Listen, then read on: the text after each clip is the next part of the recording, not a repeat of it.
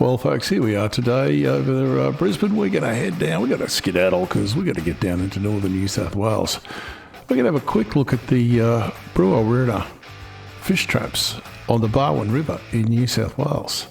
And here is the Barwon River. We're just going to follow it along a bit. You can see it drains quite a lot of northern New South Wales, western New South Wales. And these fish traps are here, built by Aboriginal people, of course, and quite a long time ago. But the actual age, okay, 10,000 years? I don't think so. This river's moved quite a lot in that time, but these things are a constant work. Here they are in the river here. You can see all those stone walls. Now, keeping in mind, a lot of these have been pillaged over the years by the settlers. They needed stone for their buildings, so they just pinched the ones out of the river. This was a natural ford here where you could cross the river. The Aboriginal people built this on a rock bar. So as the river's height came and went, the fish would get trapped behind it and they could get a feed. And there are lots of these in Australia. This is a particularly big one. So anyway, let's have a look at some others. Now, folks, here's some this is from the early 20th century photos of the Brewirra when it was quite low. It's already been pillaged by then. I'm not sure if this is a photograph or an illustration, but anyway, it is what it is. I want to have a quick talk about the way we define these cultures. So we define cultures in the West by the majority of the material they use for their cutting tools. Stone Age, stone, Bronze Age, bronze, Iron Age, iron, etc. Now, it doesn't mean that's all they used, it's just what they used mostly. The Aboriginal people had access to metal in the north of Australia, where they were in contact with the Malaccans and the people from Singapore and the islands up there. And it did trade down into Australia, but, it didn't make it to Tasmania because these things were pretty good. You don't want to lose them. That's a nice colour shot of it there. Low water. See, there's a lot of stone in this structure. So, native cultures Australian cultures were by definition Stone Age cultures. They just were. But Stone Age cultures get a bit of a raw deal from historian. It's probably because they leave no written records, so a bit of storytelling involved, and they leave not a lot of archaeological remains. They also lived a lifestyle that had almost no cultural commonality with the way we live today. Or the way they lived when they were discovered in some cases. So it's very hard to truly understand their experiences. And although they get treated generically, Stone Age cultures were bewilderingly different. Even within the Aboriginal cultures in Australia, they were very different, which has been pointed out to me many times, and I do listen. And it is true, but they had common threads. They really did. Technology spread. If one area discovered a technology and the other area noticed it, they would copy it. And they did. And as we'll see, but one of the common threads they had all over Australia, with the exception of the guys in the deserts, was fish traps. Made out of stone, other ones we get to see. There were probably more made out of wood or timber that just didn't survive for us to have a look at. So we're going to look at that today. Firstly, in this section, we're going to have a look at the ones on the inland rivers. Then we're going to have a look at the ones on the coast. And the ones on the coast are impressive because they're not that old, because the ones on the coast are subject to sea level change. We'll have a little talk about that too. So let's get to it.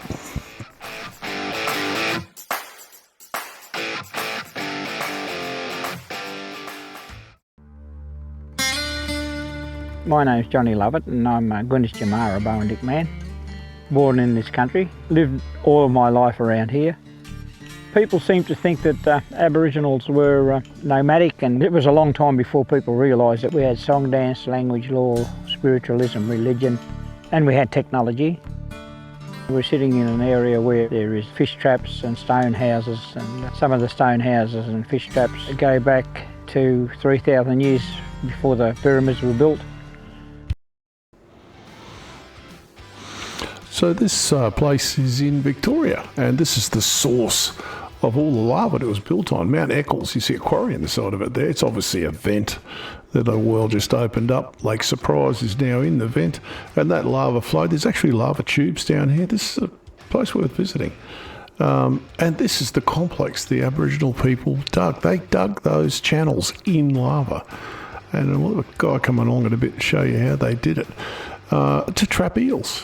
because the eels came up here and they got in and they couldn't get out. So, and this is old.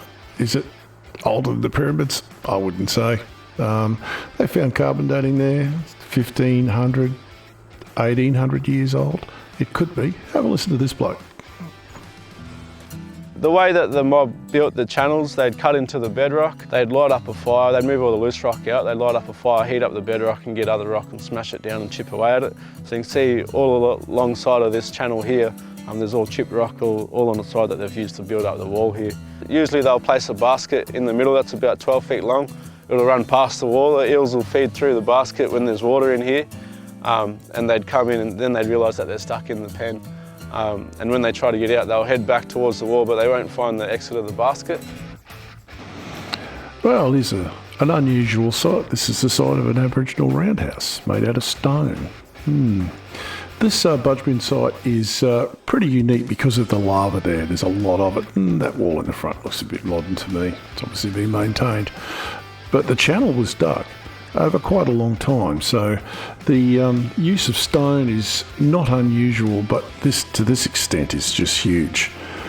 These eel traps, fish traps are really quite old and they're very extensive, so I'd call it technology. So anyway, let's have a look at some of the coastal fish traps, because the coastal fish traps are enormous and there are thousands of them. Let's have a look at that.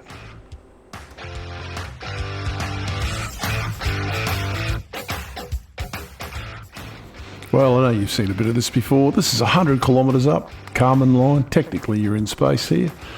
Now, unless you've got a 4K TV or 4K screen, you're not going to see it yet. But we'll stop at 30,000 feet. Now, I can start to see them. I'm on a 4K screen, but I understand 30,000 feet's airliner height. Let's drop down a little lower. Let's drop down to, say, 10,000 feet. Now, you can start to see these fish traps. And as we just cruise down lower, they stand out. They are enormous. This is 2 or 3 Bunnings car parks here. Now, these can't be that old because sea level changes. And there's no point having your fish traps when they're too far under the ocean or they're up on the land. They're not going to do much. So there's a lot of work gone into this. This is huge. There's some to the north of this. These are all over the Gulf of Carpentaria. All over it. I've just chosen these because they're the easiest ones to see.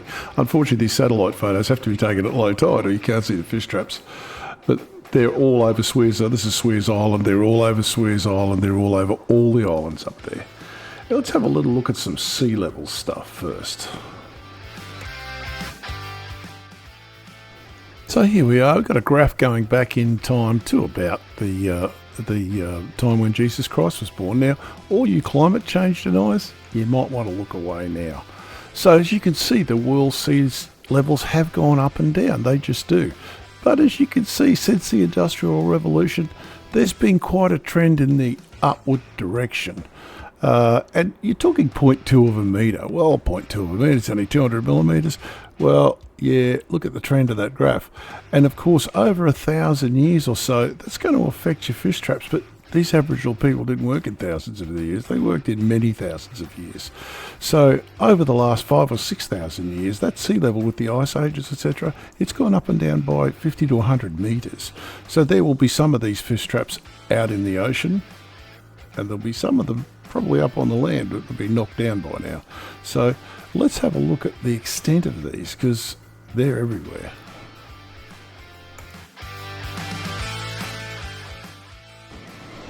So folks, here we have a map of the fish traps known on a part of the coast of New South Wales. You can presume this goes all the way down where it's possible. Queensland, hundreds of recorded fish traps. There will be thousands. There's probably 1,000 in the Torres Strait Islands alone. So let's have a bit of a look closer to Brisbane here. This is Bribie Island. There's Bribie over the back there. All the Brisbane's island retirement home. And there's a fish trap right here at over where the big pub is. There it is. Sandstone. I think it might be Sandstone Point. This has been maintained. This wasn't built by 2 or 3 blokes at an afternoon. All right. And this is up on in the Torres Strait Islands. There are a lot of fish traps and they are huge. As you can see, this was not built in 5 minutes. This one's actually near Mackay. Kids for Scale. These are not rocks that are carried by one bloke under his arm. This is done as a collaborative work. Here it is from a longer shot back. It went down into the ocean a little further there. The tide just doesn't let you see it. So you can see these things are everywhere, absolutely everywhere. This is on the Sunshine Coast, north of Brisbane. Those round rock rings, they're not put there by accident. And they're big rocks, seriously large rocks. This one is up in the Torres Strait Islands again. And you can see they didn't have local rocks, so they've used coral. That's big pieces of coral rock. This is on Mer Island, also known as Murray Island. These fish traps go right around this island. They've been built for thousands of years. They really have. Obviously effective, or they wouldn't do it. This is up in the Gulf of Carpentaria. This is some of the ones you saw in that original drop-in shot up on Swears Island. And here's a few of the blokes maintaining it. The only reason I chose this, you can see that's all oyster and coral rock they're sitting on. There's no basalt up there, it's all mud. So that's what they used. Well, folks, we just had a look at a few of the Aboriginal fish traps around Australia. These are immensely old structures. Anyone that tells you exactly how old they are is pulling your lariat. Nobody knows. And extraordinary claims require extraordinary evidence. And a bit of carbon dating on some pond scum underneath a rock. No, you'd want to see some charcoal or something like that. And it's still coming. I'm sure they will date them up. And in the estuarine environment, that's really hard to do because, you know, tides. Those monuments are being rebuilt over and over again by thousands of people over thousands of years, for sure. Tens of thousands of years, possibly. Definitely, you know, somewhere in there anyway. So I hope you enjoyed it. I certainly did. I learnt more about that. I have walked past those things in my past in North Queensland and at Brewirra and whatever and not realised what they were. So keep an eye open, they're out there. Thank you to all your new subscribers. And thank you to everyone who watched that Stonehenge video. It's my most popular video ever and I'm very, very humbled by it. So anyway, click the like and subscribe if you like this, and you know what I'm going to say. Keep rocking. T-Rock's out.